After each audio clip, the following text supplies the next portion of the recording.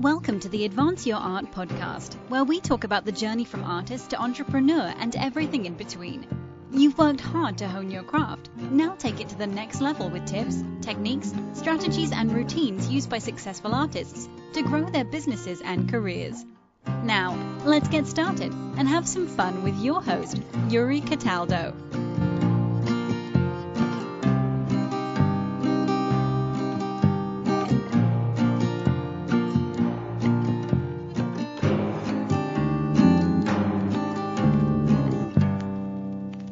Bryan, good evening. Welcome to the podcast. How are you doing tonight? I'm doing well, Yuri. Thanks for having me. I'm looking forward to learning something, which is what you told me would happen. I definitely overpromised.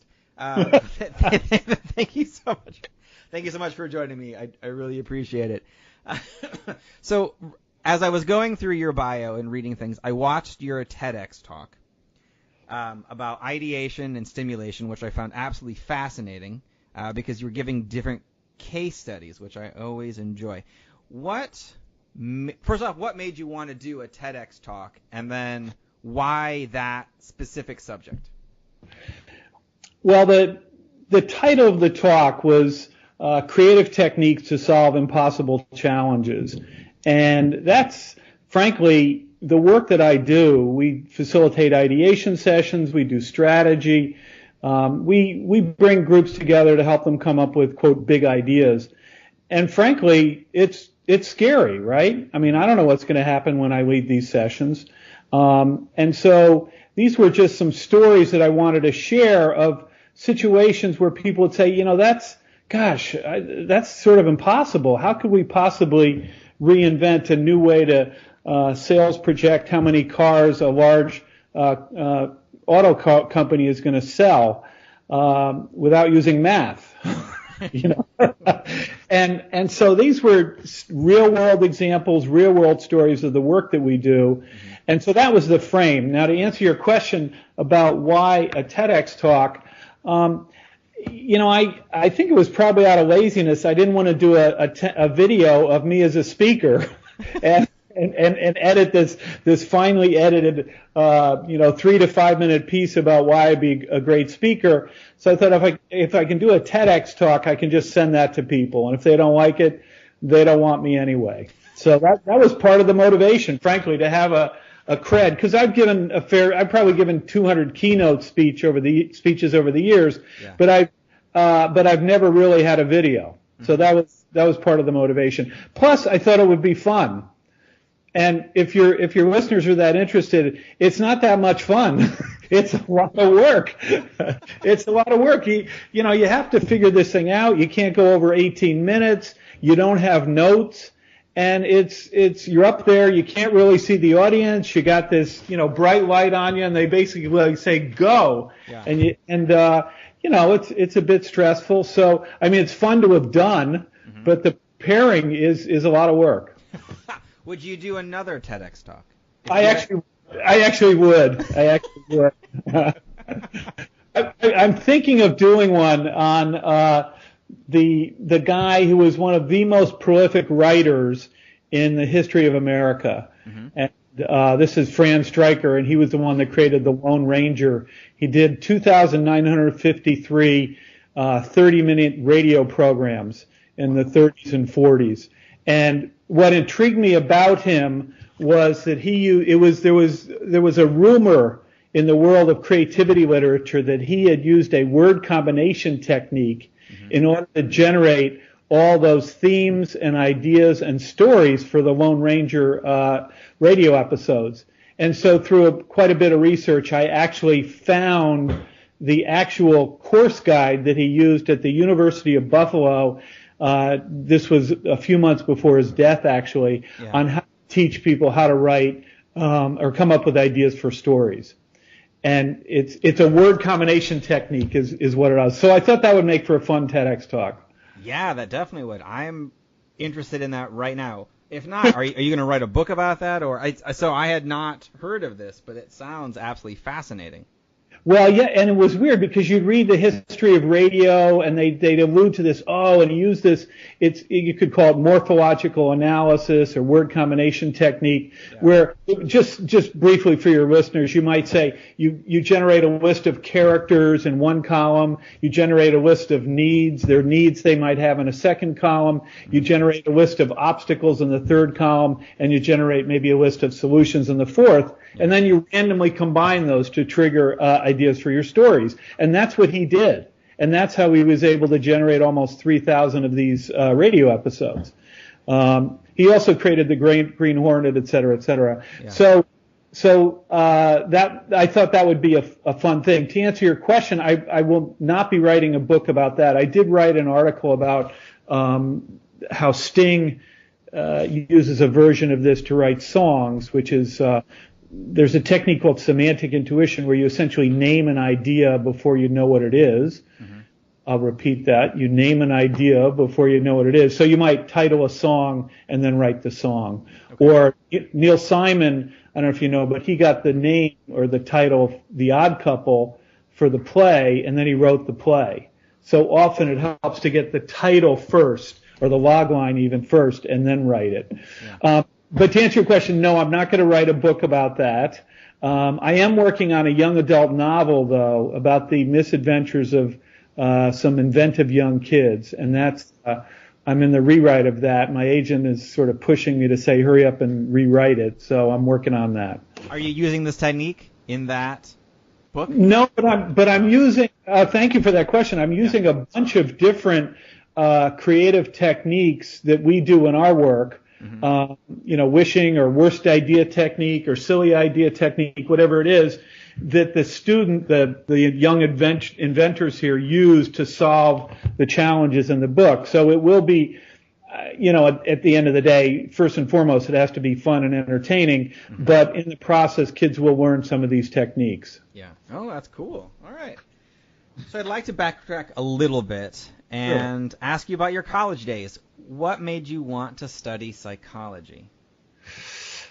Well, gosh, it was not even a choice for me. It's odd as that may sound. I grew up in an entrepreneurial household. My dad was an idea guy. He was an original madman with all that went with that. The smoking, drinking, died fairly young in life, but a brilliant guy. He created, say, Pepsi Please and some other things, and he instilled in me a desire and a love of ideas, and so I became interested in how the mind works to create ideas. And so, if they had an idea major at Dartmouth, that's what I would have taken, but they didn't. So I took psychology, obviously, and so that, and I was I can remember being in the Baker Library and saying, this is fantastic. I couldn't believe I was at school learning something I was really interested in. Mm-hmm. How often does that happen? Yeah. So what did you do after you graduated? So after I graduated, I flaked around for a lot of years. I even had cards made up that said ideas. But you can't really make a living out of that, as it turns out. So what I initially did was, I was passionate about understanding the creative process. And so I began interviewing experts in all the fields. I began writing for different magazines, Success Magazine, et cetera, where I became a contributing editor. But of course, at least I couldn't make a living out of that. I spent 2 weeks on an article, and, they pay me the $1,200 or $1,500, and that was the high range, right? And so it's very tough to make a living out. I was writing promotional brochures and ad copy, sort of freelancing, but really it was an excuse to try to survive while I pioneered or really tried to understand the creative process. Okay. My life changed when I had a friend who was at Frito-Lay, and she knew I had become an expert in sort of creative approaches, and she said, "Could you help us name a new cheese Frito?" And I said, "Sure, I'm not doing anything." And so I flew down there and ran this session, and we got nonstop nachos amongst another 400 ideas, and they marketed under that, and that was, a fair amount of money. And I said, "Oh, So I'll go facilitate sessions, which is what I did. Yeah. So is that what, I guess, inspired you to create the Mattimore group, or was it, Mattimore? Is that correct? Mattimore. It's my last name, Mattimore. Yeah. There it is. Okay. So the Mattimore group. So is that what then, like, launched that idea, or was there something different? No, that I would say that launched it because I said, oh, this is fairly lucrative, and so let me go out. Actually, I had, for your listeners, I don't know if they're interested in it, but I had like 5 or 6 different cards made up. One of them said naming, so we did naming work. One of them said positioning. One of them said strategy. One of them said promotion. I had all these different cards so I could appear to be an expert in all these fields, which, if you understand the creative process and can apply these creative techniques, in some sense, you can be an expert in all these fields. Mm-hmm. The challenge of that was, I remember I did a project for Ernst & Young. It was to name a new online service, and we named it Ernie, and it was, very well received. That's all they thought of me then. I was only the naming guy to them. And so there is that danger. Even in the world of, I know this is true in acting, but you get even typecast in the world of ideas. Yeah. And so it took a while to move beyond that to be sort of a broader idea generalist, if you will. Sure. Okay. And so what prompted you then to transition into the growth engine? Well, so before we got to growth engine, so I was doing all this creative stuff, and then I was doing all these ideation sessions, and then your listeners may be intrigued with this because this was sort of a wish fulfilled. The Sales and Marketing Management magazine called me up, and they had read about me or something and said, we're doing an article on how to train salespeople to be more creative. Mm-hmm. Do you know anything about that? And I said, yeah, let me call you back tomorrow. So that night I kind of made up all these different ways to get salespeople to be more creative because, I knew the creative process, and so it was just a matter of applying it specifically to sales. Well, a month after that, I'm one of the 3 leading experts, according to Sales and Marketing Management, in the country on how to train salespeople to be more creative. Okay, even though I made all this stuff up, right? And I actually thought there was some good ideas, but I had no research behind it. Net, an editor at Amicom, saw that. Then she wrote me and said, would you like to write a book on that? And I said, now I'm really in trouble, right? But I said, no, but I'll write a general creativity book. And she said, great. So I was asked to write my first book, which was 99% inspiration, on all these adventures in the world of coming up with ideas. And that came out in 93, 94. And then I was asked, when that came out, they picked it as their membership offering. So they mailed it to 52,000 members. And so then my business just took off. I was doing over 100 ideation sessions a year, or brainstorming sessions as they're known. To answer your question, then Growth Engine, we formed that because after 6 years of doing that, 100 sessions a year, it's a little flaky, right? I mean, you go in, you do a session, and you leave.